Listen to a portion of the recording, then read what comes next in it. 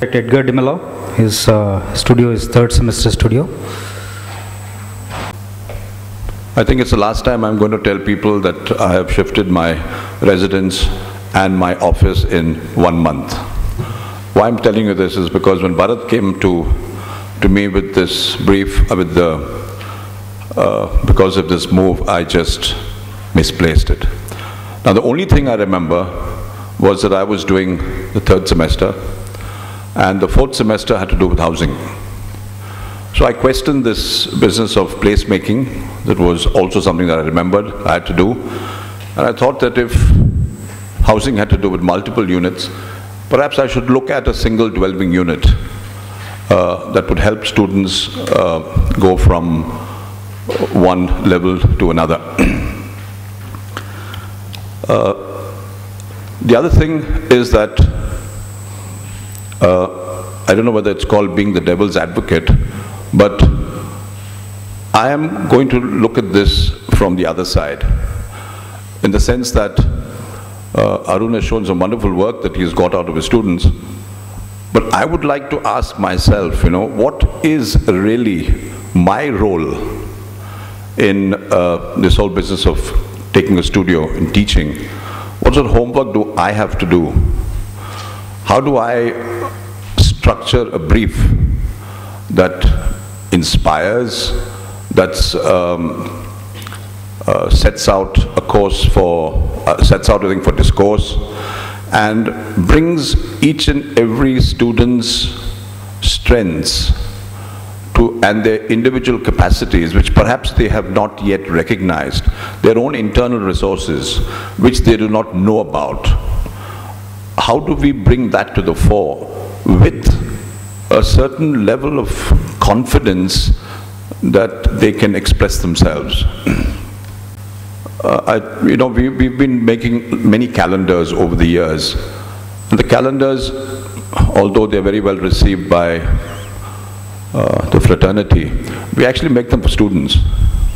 And that's why I'm going to use that really as a basis for how the work we do outside our practice I have used in the few semesters that I've been teaching. This, of course, is a very old quote. I think it's probably the 4th century BC of Vitruvius. And I put it there because it really tells you that practice and academia are a double-edged sword, and one without the other is futile.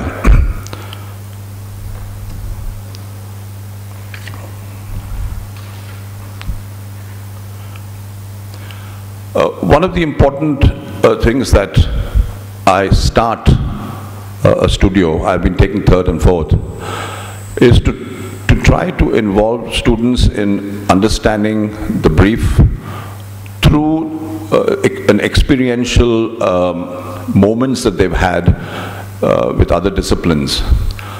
Disciplines like literature, music, art, anthropology, whatever it might be. And I think when a brief is constructed, and this was in 2004, in fact, I took the first studio in 2005. So I passed these calendars on to each of these kids, or actually groups of them. And I told them that if I have taken John Cage as music, architecture and music, who would they choose and why? And if it was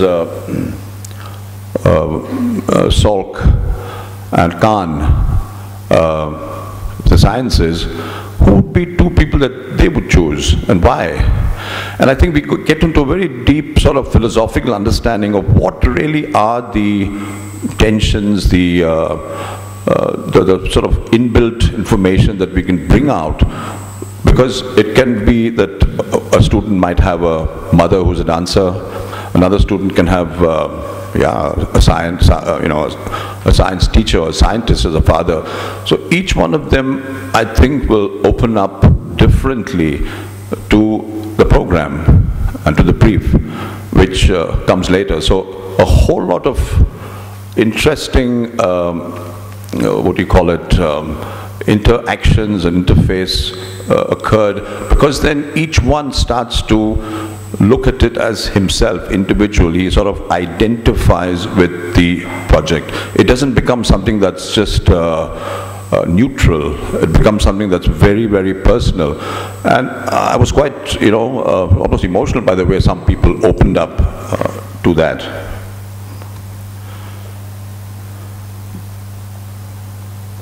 So this was just when I was trying to tell them about why I chose these people.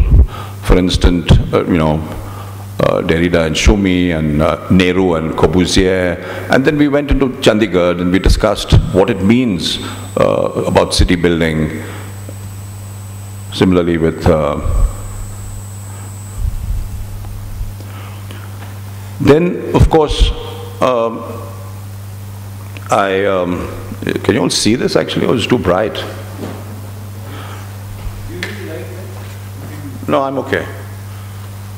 So then, after all this exercise has been gone through, in which each one starts to understand, what is his connection to this, what I called a home house at that time, 2010, and where they stood vis-a-vis, sort of gathering ideas to be able to then bring it to a discourse, each one independently, each one through another discipline, almost always, but of course there were exceptions. So then I have to tell them that, hey, making a brief is hard work. It's putting together lots of things that really have to do with house. I mean, the historicity of it, the modernity of it, the regional aspect of it, the community nature of it, the neighborhood nature of it, the individual house aspect of it. So there were multiple sort of understandings, let's say, of what it meant. So actually I started, it's unfortunately you can't see it very well, but the first illustration is actually a painting by Ghulam Mohammed Sheikh. It's a very interesting painting because it tells a story in a very abstract form. I mean, this is Ghulam, I think, just suspended in the center of all this happening. And there's a little sort of cluster of houses, and somebody's trying to sell a donkey. And it's amazing how that donkey from one point goes to another, to another, to another. And at the end of it, you don't know whether it's sold or not. But you know how the participatory sort of process had taken place in, the thing of starting and ending. So it meant that for me, in an abstract sense, I was trying to explain to them, what does it mean to build in an existing city fabric? So actually this project, like somebody else said, I think it was Bhushan, that I don't know who it was, you should not just give them one side, you give them many. So in this particular case I said, look, one will be an insert into a very dense settlement somewhere behind Commercial Street, in this Narayan Pillai Street somewhere. And the other one would be a typical sort of 60 by 40, not in an old layout, a new layout, but somewhere around the Frasertown area. So these students were taken to site. They understood exactly what the, what the sort of, what it meant actually, the relationships of street, of people, of customs, of tradition, of how the cycle of the day works. So the brief started to create an agitation actually. And the agitation was because there were two sides. Some people wanted to do this and somebody wanted to do that, and there was a huge thing about who would do what. And of course, as far as I was concerned, it was the choice that they had to make and not me. After that, of course, we looked at what are the important, iconic, if I may use that word, structures of that individual house, various scales. I mean, it was the Shogun House, it was the Villa Savoy, it was Market. So that led also into reading. So I started to read to them Market. I started to read them critique of Market, written by very well-known, I mean, not just Frampton, but many people. So they understood this. But of course, at each stage, you have to tell them that these are not absolutes. I mean, these are just ways in which you can understand why other people in different contexts did what they did, and somewhere down you try to understand your own context, and then with the background that you have and what you've chosen as your connector, as I called it, either music, dance, whatever, how you would handle the project. So there was a lot of excitement at that stage. And then of course it went to the site itself. So as I said, so this thing, I'm really not going to talk about the sort of time frame. I'm not really going to talk about a critique of the syllabus, because as I said, I just didn't have those pieces of paper that Bharat gave me. But what came out of this for me was that if, as a faculty, you are somewhere as involved in putting together an inspired, what I thought was an inspired brief, and create a discourse with the students at a one-to-one level. Each student, I think I had 35 of them at this project, each one started to say what they had to say and where they stood in the context of the program. That became a starting point for actually quite an amazing